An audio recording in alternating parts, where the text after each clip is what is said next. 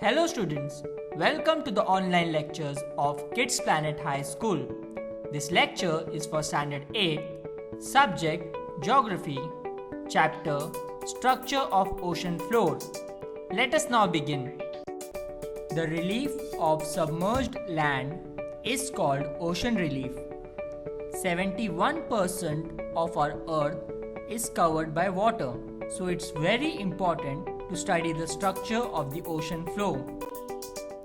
The depth from the sea floor and the shape of the land are the parameters for classifying the various submerged forms of ocean relief.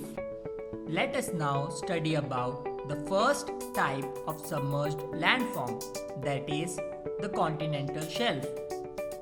The land near the sea coast and submerged under the sea is called continental shelf. The depth of continental shelf is about 200 meters below the sea level. Continental shelf is useful for fishing, obtaining various minerals, natural gas and mineral oil, etc. The continental shelf is the most important part for humans, as major fishing grounds and oil reserves are found here. Let us now study about the continental slope.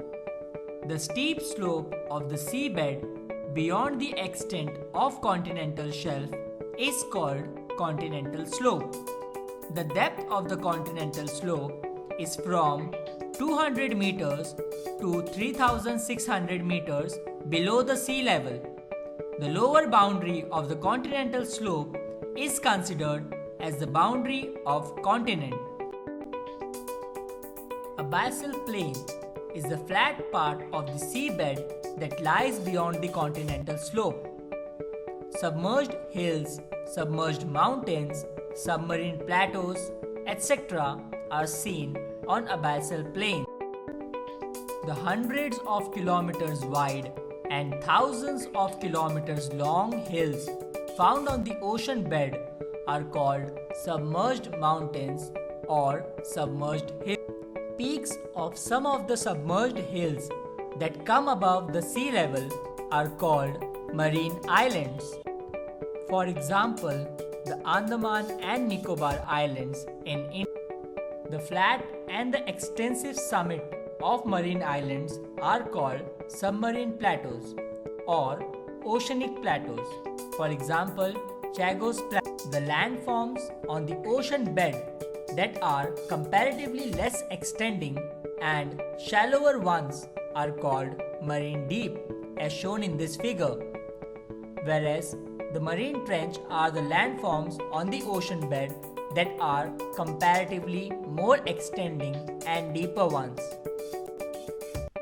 For example, Mariana Trench. Many active volcanoes are found in marine. Let us now learn about marine deposits. The rivers and glaciers flowing from the continent bring pebbles, clay, soil, etc. with them when they meet sea or ocean. These materials get deposited on the continental shelf. The deposits are known as marine deposits.